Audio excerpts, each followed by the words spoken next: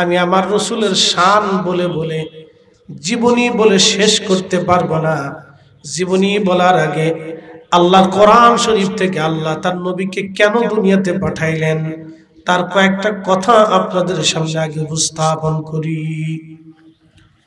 আল্লাহর এই কোরআন আল্লাহ বলেন, ইয়া আইয়ুহান নাবিয়্যু ইন্না আরসালনাকা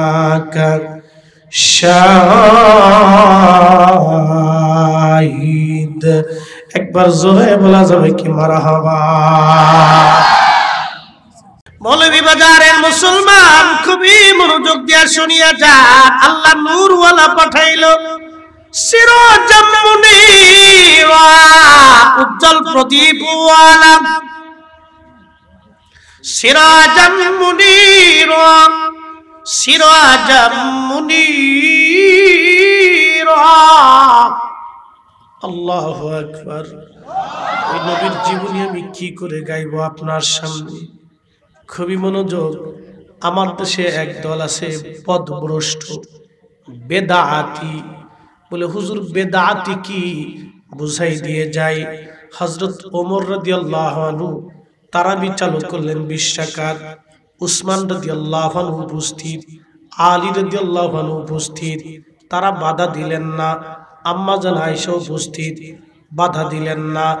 হযরতে নবীজির 9 জন আশারে মুবাশশারা সাহাবী উপস্থিত, বাধা দিলেন না। বদরি সাহাবীরা তখনও জিন্দা। আল্লাহু আকবার। যারা ইসলামের জন্য প্রথম জীবন দেওয়ার জন্য যারা ময়দানে দাঁড়াইছিল, আল্লাহ তাদের সম্বন্ধে বলেছেন রাদিয়াল্লাহু আনহুম ওয়া রাদু আন। আমি আল্লাহ তাদের উপরে খুশি, তারাও আমি আল্লাহর উপরে খুশি। উহুদের সাহাবীরা উপস্থিত, বদরি সাহাবীরা উপস্থিত। মুতার প্রান্তরে 3000 সাহাবী 2 লক্ষ কাফেরের বিরুদ্ধে জিহাদের ময়দানে অটল উহুদ পাহাড়ের মতো শক্ত অবস্থানে ছিলেন। তারা ওই সময় উপস্থিত। তারা 8 রাকাত তারাবির কথা বললেন না। আজকে ওরা কারা এত সাহাবীদেরকে বৃদ্ধাঙ্গুলি দেখাইয়া 20 রাকাত তারাবি থেকে 8 রাকাত তারাবি বানাইয়া আল্লাহু আকবার। এই নিকৃষ্ট বেদাত যারা চালু করলো, এই নিকৃষ্ট বেদাত সমাজে ইসলামের মধ্যে যারা ঢুকাই দিল, ওরাই হলো সমাজের নিকৃষ্ট বেদাতি। কথা কন না কেন? হাত উঁচা করে বলেন ঠিক কি না?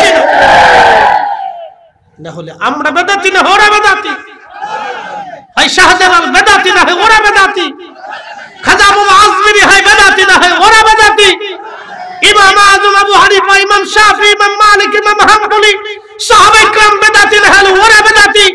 যদি ওরা বেদাতি হয় তাহলে সাহাবীরা হক, সাহাবীদের অনুসরণে আমরা হলে সুন্নাত ওয়াল জামাত হক। কথা বলেন ঠিক না বেঠিক?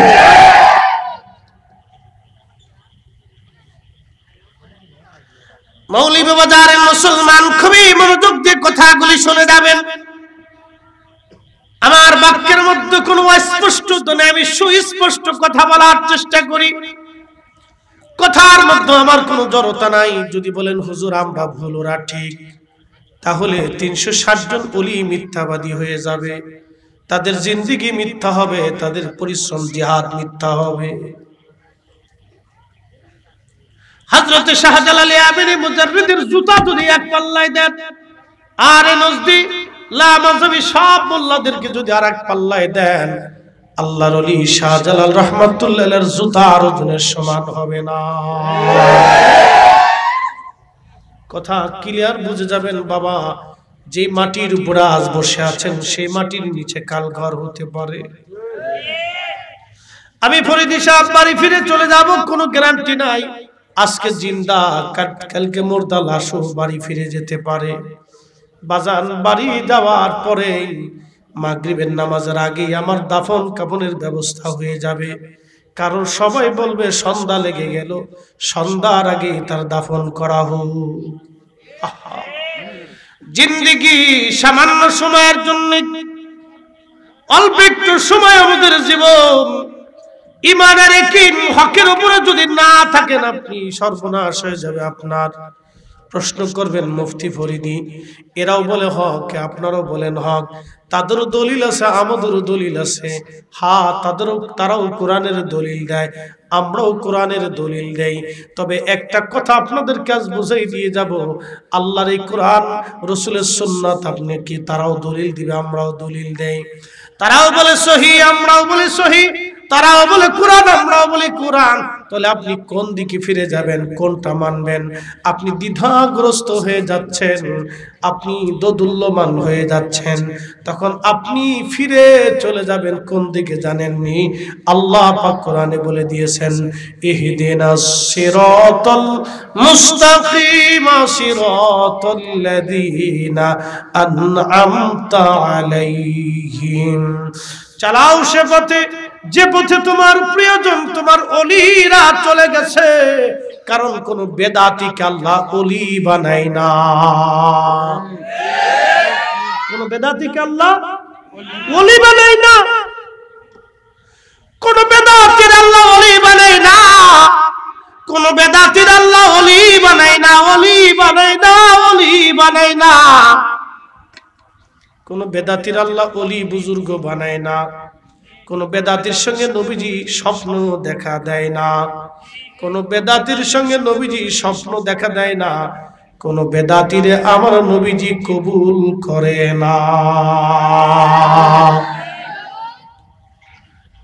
মৌলভীবাজারের মুসলমান, ওই জন্য আল্লাহর নিয়ামত প্রাপ্ত বান্দাদের দিকে আপনি ঝুঁকে যাবেন। আপনি কোরআন বোঝেন না, হাদিস বোঝেন না, এই জন্য আপনি ওলিদের দিকে ঝুঁকে যাবেন, কারণ ওলিদের পথই অরিজিনাল মুক্তির রাস্তা।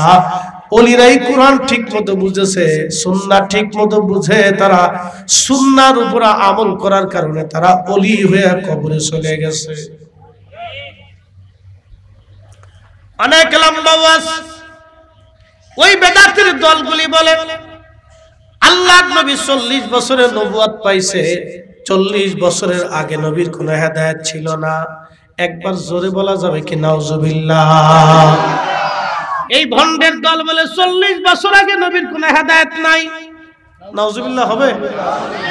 কে আসতে হবে কেন? জোরে বলেন। আচ্ছা আপনি বলেন, এই কোরআন নাজিল করেছেন আল্লাহ 40 বছর বয়সে, কথা ঠিক কিনা? 40 কত বছর বয়সে? 40 বছর বয়সের আগে নবীজির জন্ম মোবারক থেকে শুরু করে 40 বছর পর্যন্ত বলেন আমার নবী জীবনে ভুলেও কি কোনোদিন একটা মিথ্যা বলছে? হ্যাঁ, জোরে জোরে জোরে।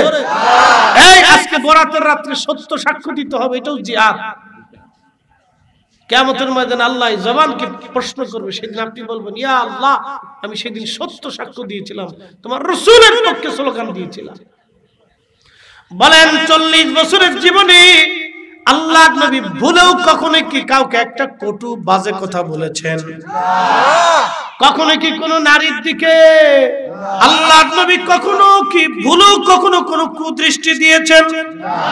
না না না, আমার নবীর চরিত্র মহান। 40 বছর আগেও মহান, 40 বছর পরেও মহান। কি কথা কর না কেন? তার মানে এই জন্য নবী বলছেন, কুনতু আউয়ালুন নাবিয়্যিনা ফিল খালক, সৃষ্টির মধ্যে আমি নবী প্রথম নবী, ওয়া আখিরাহুম ফিল বাস, আমি নবী শেষ নবী। আমার আগেও কোনো নবী নাই, পরেও কোনো নবী নাই। এই জন্য কাদিয়ানীরা কাফের। কাদিয়ানীরা কাদিয়ানীরা কাদিয়ানীরা কাদিয়ানীরা নবীর পরে কোনো নবী নাই, নবীর আগেও কোনো নবী নাই। অতএব যারা বলবে রাসূল 40 বছর আগে নবীর কোনো হেদায়েত ছিল না, ওরাও কাফের। এই কথা বলেন না কেন? জোরে বলেন। ওরাও বেঈমান হয়ে গেছে, নতুন করে তওবা করা লাগবে। ওরাও বেঈমান। কেউ যদি বলে 40 বছর বয়সে নবী নবুয়ত পাইছে, এর আগে কোনো নবুয়ত ছিল না, এটাও মিথ্যা কথা। আল্লাহ গুমরাহি থেকে আমাদেরকে বাঁচায় রাখুক, জোরে বলেন আমিন। যেহেতু রাসূল পাকের জীবনী, অতএব আমি আপনাদের সামনে তুলে ধরতেছি। আল্লাহর নবীর ইন্তেকালের আগের আলোচনা যদি তুলে ধরি তাহলে অনেক লম্বা সময় চলে যাবে। শুধু আল্লামা মোল্লা আলী কারি মাক্কি রাহমাতুল্লাহ আলাইহি মিলাদুন নবীর উপর একটা কিতাব লিখেছেন, আল মাউরিদুর রাবি ফি মাউলিদিন নবী সাল্লাল্লাহু আলাইহি ওয়াসাল্লাম। এই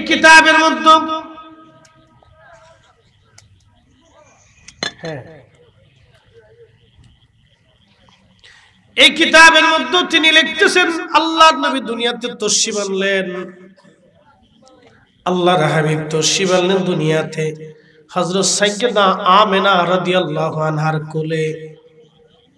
সাইয়্যিদা আমেনা রাদিয়াল্লাহু আনহা, ওই ভন্ডের দল 8 টাকার তারাবি যারা বানাইছে ওরা বলে রসুলের আব্বা আম্মা জাহান্নামে চলে গেছে। কি বুঝলেন? বুঝে কবরে যাবেন, বুঝে কবরে যাবেন, মাটির নিচে কিন্তু ঘর হবে, ওই কবরে কিন্তু আমার রসুলকে দেখায় প্রশ্ন করা হবে, রাসালাতটা যে কত দামি, আল্লাহ রসুলের মহান সম্মান যে কত ইজ্জত, কত বুলন্দ, কত সুউচ্চে, আমি এটা আপনাকে ভাষায় বুঝাইতে পারবো না। মেহশরের মাঠে সেই দিন দাঁড়াবেন, সেদিন বুঝতে পারবেন যে রসুল কি দামি। প্রিয় মুসলমান, কোরআন শরীফ থেকে আসি আল্লাহ কেন তার রসুলকে দুনিয়াতে পাঠাইলেন। আল্লাহ বলেন, হে আমার নবী, আপনাকে দুনিয়াতে পাঠিয়েছি শাহিদ, সাক্ষী বানাইয়া, আপনি সমগ্র জমানার সাক্ষী। আমাদের নবীকে আল্লাহ আগের জমানার সাক্ষী বানিয়েছিলেন, পরবর্তী জমানারও সাক্ষী হিসেবে নবী কিয়ামতের ময়দানে সাক্ষ্য দিবেন। এই শাহিদের তাফসীর করতে যাইয়া হযরত ইমাম আবু দাউদ রাহিমাহুল্লাহ কিতাবুত তাফসীরের মধ্যে তিনি লেখেন, কিয়ামতের ময়দানে আল্লাহ পাক অন্যান্য নবীদেরকে ডাক দিয়ে বলবেন, ও নবীরা, তোমরা কি তোমাদের উম্মতের মাঝে দ্বীনের দাওয়াত, দ্বীনের পয়গাম কি তোমরা ঠিকমতো পৌঁছায় দিয়েছিলা? নবীরা বলবে, হ্যাঁ রব, দ্বীনের দাওয়াত ঠিকমতো পৌঁছাইছিলাম। তখন হযরতে দাউদ নবীর উম্মত, মুসা নবীর উম্মত, সুলাইমান আলাইহিস সালামের উম্মত, এরকম নবী আলাইহিমুস সালামগণ যারা আছেন তিনাদের উম্মতরা বলবে, আল্লাহ আমাদের কাছে নবীরা দ্বীনের দাওয়াত দেয় নাই। আল্লাহ বলবেন, হে দাউদ, তোমার সাক্ষী কি? বলবে, আমার সাক্ষী আখিরি জামানার নবীর উম্মতেরা। আল্লাহ আমাদেরকে ডাক দিবে, ডাক দিয়ে জিজ্ঞেস করবে, আমার আখিরি নবীর উম্মতেরা, অন্যান্য নবীর উম্মতেরাদের কাছে কি নবীরা দ্বীনের দাওয়াত পৌঁছাইছিল? সেদিন আমরা বলবো, হ্যাঁ আল্লাহ পৌঁছাইছিল। তখন অন্যান্য নবীর উম্মতেরা বলবে, রব, দ্বীনের দাওয়াত যে পৌঁছাইছিল, তুমি আখিরি নবীর উম্মতদেরকে সাক্ষী ডাক দিলা, তারা তো বর্তমানে উপস্থিত ছিল না, আমাদেরকে দেখে নাই, তাহলে কি করে সাক্ষী তুমি সেটা কবুল হবে? আল্লাহ বলবে, হ্যাঁ, এবার আখিরি নবীর উম্মতেরা, তোমরা তো ওই জমানায় ছিলে না, তোমরা দেখো নাই, কিন্তু কি করে তোমরা সাক্ষ্য দিলা? আমরা বলবো, রব, আমাদের নবীর উপরে যে কোরআন নাজিল করেছিলা, এই কোরআন থেকে আমরা জেনেছি, আমরা তোমার রসুল থেকে জেনেছি, তোমার নবী থেকে আমরা জানছি। তখন আল্লাহ ডাক দিবে, হাবিব আপনি আসেন, আপনি দাঁড়ান। দাউদ, মুসা, ঈসা, ইব্রাহিম আলাইহিমুস সালামেরা কি তাদের উম্মতের মাঝে দ্বীনের দাওয়াত পৌঁছেছিল কিনা? আমাদের নবী বলবে, হ্যাঁ আল্লাহ, অন্যান্য নবীরা তাদের উম্মতের মাঝে দ্বীনের দাওয়াত সঠিক মতো পৌঁছায় দিয়েছে। তখন অন্যান্য উম্মতেরা আর বলতে পারবে না নবী আমাদের মধ্যে ছিল না, তিনি দেখেন নাই, কথা তারা আর বলবে না। এর অর্থ হলো আমাদের নবীকে অন্যান্য নবীর জমানা আল্লাহ দেখাইছে। একবার আওয়াজ তুলে বলা যাবে কি আল্লাহু আকবার? এই জন্য কোরআন শরীফে বহু আয়াতে আল্লাহ পাক বলেন, আলাম তারা কাইফা ফাআলা রাব্বুকা বিআসহাবিল ফিল। ও নবী, আপনি কি দেখেন নাই আসহাবুল ফিলদের সঙ্গে আমি কেমন আচরণ করেছি? আর আয়াতে আল্লাহ বললেন, আলাম তারা আন্নাল্লাহা ইয়াসজুদু লাহু মান ফিস সামাওয়াতি ওয়া মান ফিল আরদ। ও নবী, আপনি কি দেখেন নাই তমাম সৃষ্টির ভিতরে যাহা কিছু আছে সব আমি আল্লাহকে সিজদা দেয়? আপনি কি দেখেন না? এই তাফসীরের ভিতরে আসছে। আল্লামা ইমাম তাবরী লিখতেছেন, আল্লাহ রাব্বুল আলামিন তার নবীকে বুঝাইতেছেন, ইয়া রাসূলুল্লাহ, ইয়া হাবিবাল্লাহ, আলাম তানজুরু, নবীকে আপনি কি লক্ষ্য করেন নাই? বিআইনি কলবি, আপনার কলবের মাধ্যমে কি আমি আল্লাহ আপনারে দেখাই নাই? আপনি হয়তো দুনিয়ার চোখ দিয়ে দেখেন নাই, কিন্তু কলবের চোখ দিয়ে তো আপনি দেখেছেন। একসাথে বলবেন আল্লাহু আকবার।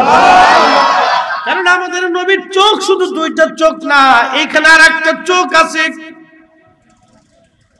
এই চোখ দিয়ে আল্লাহর নবী তামাম সৃষ্টি নবী দেখতেন। আল্লাহু আকবার। এই জন্য নবী বলতেন, উম্মতেরা, তোমরা কি সহিহ বুখারীতে আসছে কিতাবুস সালাতে, এ সাহাবীরা, তোমরা কি মনে করো কিবলাতে হা হুনা, আমি শুধু কিবলার দিকে তাকায় থাকি, ওই দিকে ফিরে নামাজ পড়ি? তোমরা কি মনে করো আমি তোমাদেরকে দেখি না? আমি নবী সেইভাবে দেখি। আমি সামনে দেখি, ইন্নী আরাকুম মিন ওয়ারাই যহরি, আমি সামনে যেমন দেখি পিছনেও তেমন দেখি, এমনকি আরো তোমাদের খবর শোনাই দিয়ে যাই। তোমরা নামাজের ভিতরে খুশুইকুম ওয়ালা রুকুইকুম, কি করে তোমরা রুকু করো এবং সিজদার মধ্যে কতটুকু খুশু অবলম্বন করো, এই খবর আমি রাসূলের রাডারে ধরা পড়ে যায়। একবার জোরে বলা যাবে কি আল্লাহু আকবার?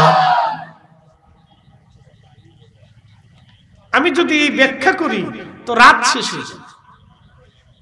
শুধু এতটুকুনের উপরে আলাম নাশরাহ লাকা সাদরাক, আমি কি আপনার সাদরকে উন্মুক্ত করে দেই নাই?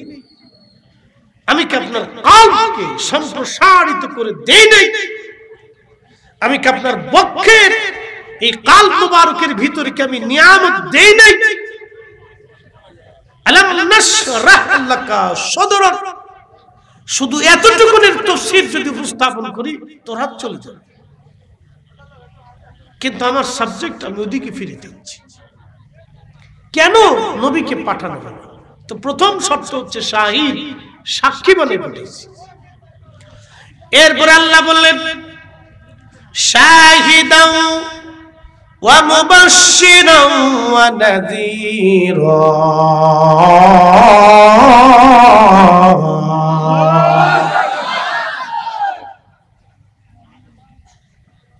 মুবাশশির বানিয়ে পাঠিয়েছি, মুবাশশির সুসংবাদ প্রদানকারী, মুবাশশির সুসংবাদ আপনি দিবেন উম্মতকে, ওয়া নাযীরা, উম্মতকে ভয় দেখাবেন আল্লাহর এবং জাহান্নামের, আখিরাতের, পরকালের আল্লাহর আযাব শাস্তির ভয় দেখাবেন। ওয়া দাঈয়ান ইলাল্লাহি বিইজনিহি ওয়া সিরাজাম মুনীরা।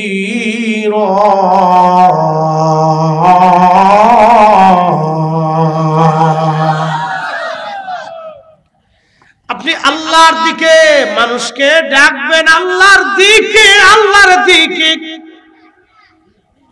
আল্লাহর দিকে আপনি মানুষকে ডাকবেন। ওয়াসিরাজাম মুনীরা, উজ্জ্বল প্রদীপ, নূরওয়ালা, নূরওয়ালা, নূরওয়ালা, নূরওয়ালা, নূরওয়ালা। আল্লাহর কুরআন বলে কদ জাআকুম মিনাল্লাহি নূর, আমি আল্লাহর পক্ষ থেকে তোমাদের মাঝে আমার একটা নূরওয়ালা পাঠিয়েছি। নূরওয়ালা, নূরওয়ালা, নূরওয়ালা। একবার জোরে বলা যাবে কি মারহাবা? আমি যদি আরব হতাম, বনের যত পশু গণ ভক্তি করতই দুই চরণ, মেঘমালা ছায়া দিত গায়ে, হয় গো নবীজি, কোন সাধনে পাইব তোমায়। গোলামের দেখা দিবেন গো নবীজি, কোন সাধনে পাইব তোমায়।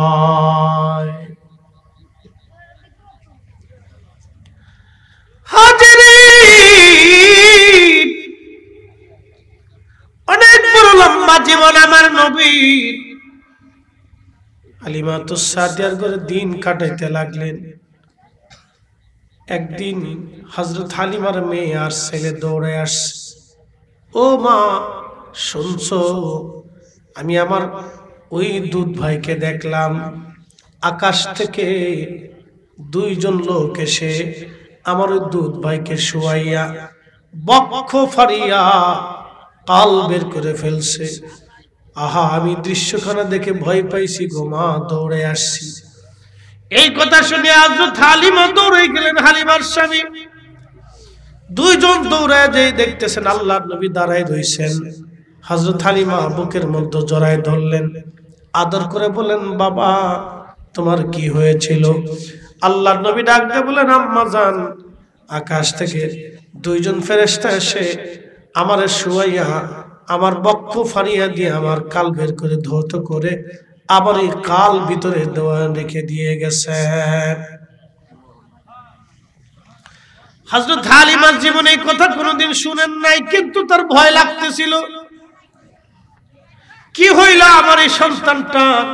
পরে স্বামীর সাথে পরামর্শ করে নিয়ে চলে আসলেন, হযরত আমেনার কাছে ফেরত দিয়ে দিলেন।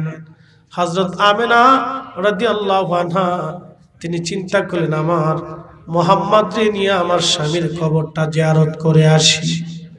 জিয়ারতের উদ্দেশ্যে সুদূর মক্কা থেকে মদিনার পানে রওনা করলেন।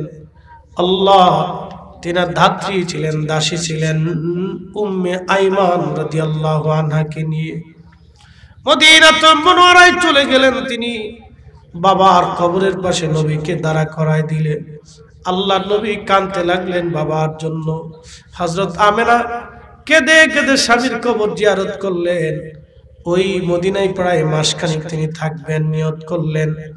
আমার নবীজি মদিনার বাচ্চাদের সাথে, নবীজি মদিনার বড় পুকুর ছিল, বিল, এই পুকুরের মধ্যে নবীজি গোসল করতে গেলেন। এক পাদ্রী দেখতেছে আমার নবী গোসল করে আর আকাশে মেঘ উড়ে উড়ে নবীরে ছায়া দেয়।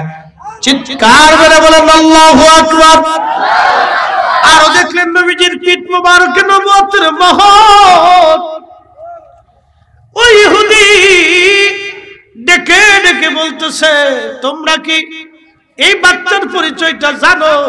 লোকেরা বলল, হ্যাঁ, এই বাচ্চার নাম মুহাম্মদ, বাবার নাম আব্দুল্লাহ, বাবাটা এখানে মারা গেছেন এই মদিনায়, আমরা তার দাফন করছি, তার মা আসছে।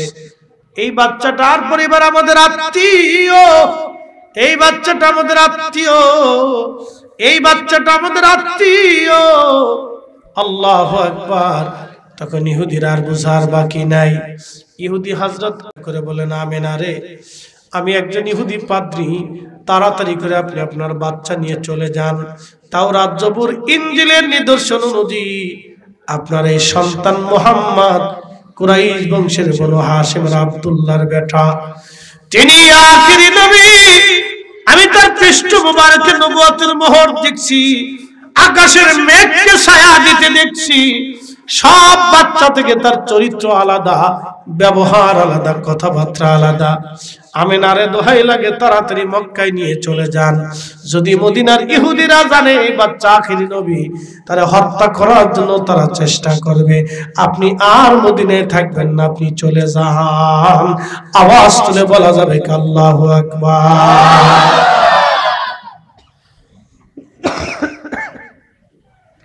হ্যাঁ, ঠিক আছে। তো রাসূলের জীবনী বলে শেষ করার মতো না, অনেক লম্বা, অনেক ওয়াজ। অনেক কথা। এখন আমাদের মূল হচ্ছে আল্লাহর হাবিবকে আল্লাহ যেই জন্য দুনিয়াতে পাঠাইছে, দাইয়ান ইলাল্লাহি বিইজনিহি ওয়া সিরাজাম মুনীরা, আল্লাহর দিকে ডাকার জন্য। এজন্য আমাদের পিয়ারা নবী আমাদেরকে আল্লাহর দিকে ডেকেছেন, হেদায়েতের কথা বলেছেন, দিক নির্দেশনা দিয়েছেন। আল্লাহর পবিত্র কোরআন, রাসূল করিমের সুন্নাহ আমাদের জীবনকে অবলম্বন করতে হবে। কথা বলেন ঠিক না ঠিক? এর বিকল্প কোনো রাস্তা আমাদের নাই। পরপারে কবরে চলে যেতেই হবে, আজ অথবা কাল। প্রিয় ভাই, আপনাকে বলছি, কোরআনের জিন্দেগি, রাসূল করিমের সুন্নাহের উপর জীবনকে পরিচালিত করা হচ্ছে বুদ্ধিমানের কাজ। যদি আমরা ব্যর্থ হয়ে যাই তাহলে আমাদের বিরাট আখিরাত আমাদের জন্য কষ্টময় হবে। এত কষ্ট, এত কঠিন হবে যেটা ভাষায় প্রকাশ করার মতো না। আল্লাহ আমাদের প্রত্যেকের আখিরাতের জিন্দেগিকে সহজ করা, এই দুনিয়ার জীবনে কোরআন ও সুন্নাহর উপরে জীবন গড়ে তোলা তৌফিক নসিব করুন। সকলে বলে না আমিন। জবান খুলে বলি আল্লাহুম্মা সাল্লি আলা মাওলানা মুহাম্মাদ ওয়া আলা আলি সাইয়্যিদিনা।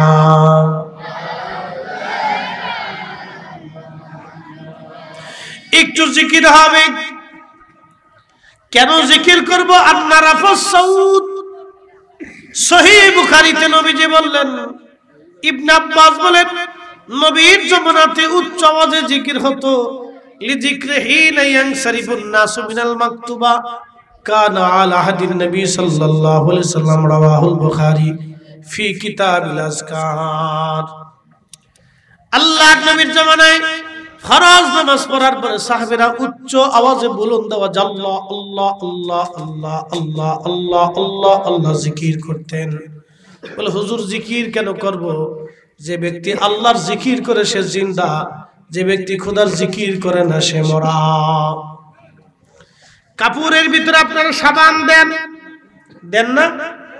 সাবান দেওয়ার পরে কি রাইখে চলে আসেন না? একটু লাড়াচাড়া দেন, লাড়াচাড়া দেন, একটু ধাক্কা টাক্কা দেন, আসার দেন।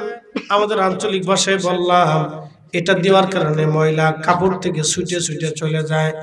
তো বান্দা যখন জিকিরের ধাক্কা দেয়, গুনাহ করতে করতে করতে করতে কালবের ভিতরে ময়লা জমিয়ে যায়। ওই জিকিরের ধাক্কা দেওয়ার কারণে কাল থেকে ময়লাগুলি টাস টাস করে ছুটে ছুটে ছুটে ছুটে একেবারে কাল পরিষ্কার হয়ে যায়।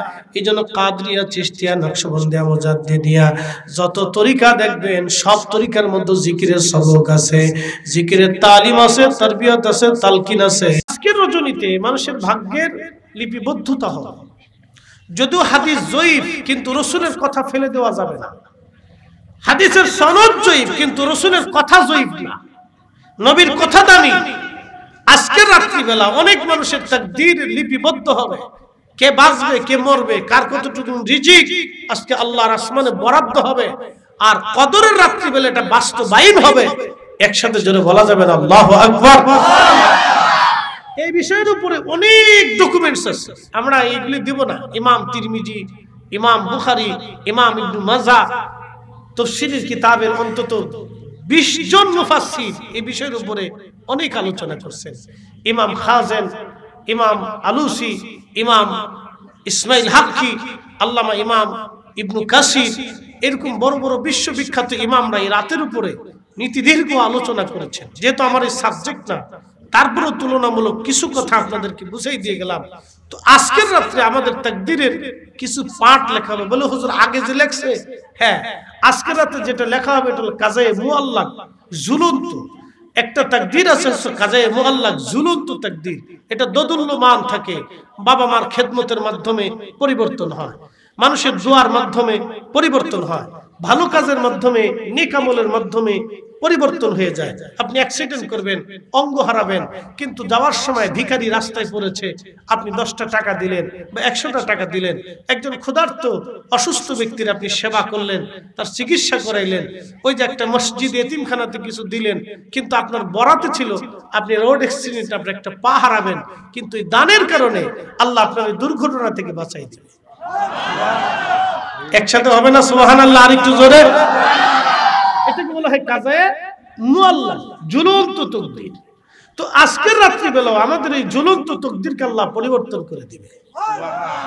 আসতে হয়ে গেল না সুবহানাল্লাহ? আর একটু জোরে হবে। এই জন্য এই রাতটাকে আপনি যদি সহজভাবে দেখেন, ছোট করে দেখেন, তাহলে আপনি একবারে দুষ্টদের দলে চলে যাবেন, আজাজিলের খালাতো ভাই হিসেবে পরিগণিত হবেন। কোনো সমস্যা নেই, আল্লাহর লজ নেই, এই আল্লাহ রসুলেরও কোনো ক্ষতি নেই। ক্ষতি আমাদের হবে, আর লাভ হবে আজাজিলের। আজাজিল সাকসেস হবে, বান্দা পরাজিত হবে। তা আমরা শয়তানকে পরাজিত করতে চাই, কথা কোন ঠিক কিনা? শয়তান পরাজিত হবে আজ, ঈমানদার জিতে যাবে আজ। একসাথে বলবেন আল্লাহু আকবার। এখন লাইলাতুন নিসফি মিন শাবান, শাবানের 14 তারিখ দিন যে রাত আসতো, খারাজু ইলা বাইতুল্লাহিল হারাম, তখন মক্কার সমস্ত মানুষগুলি হারাম শরীফে একত্রিত হইত। ইউসাল্লুনা, এবং তারা নামাজ আদায় করত। ওয়াখতিমুনাল কুরআন, তারা হারামে বসে বসে কোরআন শরীফ খতম দিত। ওয়াদউনা, এবং দোয়া মুনাজাত রুনাজারি করতে থাকত। একসাথে বলা যাবে না মারহাবা? আর একটু জোরে হবে মারহাবা। বাংলাদেশের এক লামানসাবি বক্তা, এক কীট, নর্দমার এক দুষ্ট, আল্লাহ রাব্বুল আলামিন এই সমস্ত বাজে লোক থেকে আমাদেরকে হেফাজত করুন। মুখে আনতেও লজ্জা করে এই বেয়াদবটা বলেছেন, এই রাত্রিবেলা মসজিদে ইবাদত করার চাইতে পতিতালয়ে চলে যাওয়া ভালো। এদেরকে জুতা দিয়ে বাইরে এদেশ থেকে তাড়ানোর দরকার, কথা বলেন ঠিক কিনা? এরা জাতির দুশমন, ইসলামের দুশমন, সমাজের দুশমন, ইসলামের চরম দুশমন, কথা বলেন ঠিক কিনা? ইমাম ফাকিহি লিখছেন 1200 বছর আগে আমাদের জামানাতে খারাজু ইলা বাইতুল্লাহিল হারাম, সমস্ত মুসলমানরা হারাম একত্রিত হইত। ইউসাল্লুনা ওয়া ইয়াখতিমুনাল কুরআন ওয়া ইয়াদউনা, দোয়া করত, মুনাজাত করত, কোরআন খতম দিত, নামাজ পড়ত। আর এই নাফরমান বলতে কি? এগুলির সরকারের উচিত ধরে ধরে নিয়ে পাগলা গারদে 6 মাসের জন্য একবারে ভিতরে ঢুকাই দেওয়া। এরা অসুস্থ, বেমারি, কথা কোন ঠিক কিনা? এগুলি কি কথা কোন না? এগুলি কি? জোরে বলেন। এগুলি বেমারি, অসুস্থ। এগুলির ধরে ধরে নিয়ে পাগলা গারদের ভিতরে ঢুকাই দিলে 6 মাসের জন্য, বাস ওখান থেকে কিছু শিখে আসে। এগুলো অসুস্থ, নিজে অসুস্থ, সমাজকে অসুস্থ করতেছে। আমাদের ইসলাম মুসলমানদেরকে অসুস্থ বানাচ্ছে। আল্লাহ অসুস্থতা থেকে আমাদেরকে হেফাজত করুন, বলেন আমিন। আল্লাহ সেই মহিমান্বিত রাত্রে যুগ যুগ ধরে রাসূল করিম সাল্লাল্লাহু আলাইহি ওয়াসাল্লামের জামানা থেকে অদ্যাবধি পর্যন্ত হাজারো বিলিয়ন কোটি কোটি মুসলমান এই রাত জেগে ইবাদত করে ঘুমিয়ে গেছে। আল্লাহ আমাদেরকেও তাদের অন্তর্ভুক্ত করেছেন সেই দলের অনুসারী হিসেবে। সেই কোটি কোটি লক্ষ কোটি মুসলমান যে রজনীতে ইবাদত করে ঘুমিয়ে গেছেন, আল্লাহ আমাদেরকেও তাদের দলের অন্তর্ভুক্ত করেছেন। এই জন্য আল্লাহর আলিশান দরবারে আমরা একসাথে শুকরিয়া করে বলি আলহামদুলিল্লাহ। আরো শুকরিয়া করি সে আল্লাহর, যিনি ইমামুল মুরসালিন রাহমাতুল লিল আলামিন, সাইয়্যিদুল কাউনাইন ওয়াস সাকালাইন, হাবিবুল্লাহ নবী, প্যারা মেহবুব নবীর উম্মত হিসেবে আল্লাহ আপনাকে আমাকে কবুল করেছেন। আমার মতো নাসিজ নাফরমানকে সেই নবীর শান বলার জন্য, জীবনী বলার জন্য আপনারা আমাকে বিষয় দিয়েছেন। আমি যেন আল্লাহর ইচ্ছায় আপনাদের সামনে কিছু কথা বলতে পারি, সেজন্য আল্লাহ তৌফিক দেন। সকলে দোয়া করে বলেন আমিন। রোজা হাসরে ভাইজান তারা নবীজির দেখা পাবে না। আল্লাহুম্মা সাল্লি আলা মাশাআল্লাহ, আল্লাহু আকবার। ওয়া আলা আলি সাইয়্যিদিনা,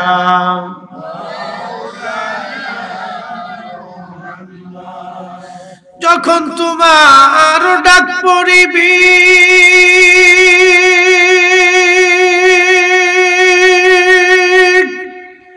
এবারে ঘর সাজিতে আপন পোশাক খুলে খুলে সাদা কাফন পরাইবে আল্লাহুম্মা মাশাআল্লাহ আল্লাহু আকবার মুহাম্মাদু আলা আলি সাইয়্যিদিনা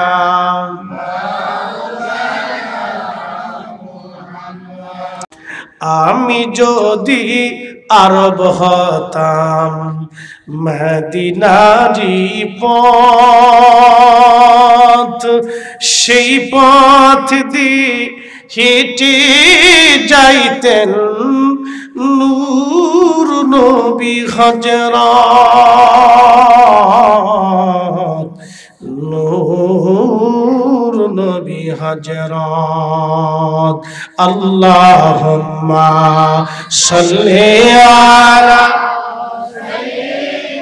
মাশাআল্লাহ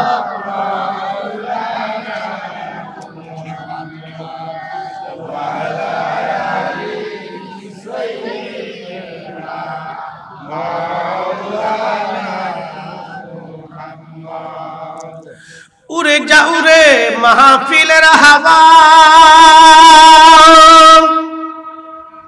যাও রে উড়ি মদিনায় আমাদের দুরূদ পৌঁছে দিও নূর নবীজির পাক রওজায় আল্লাহুম্মা সাল্লি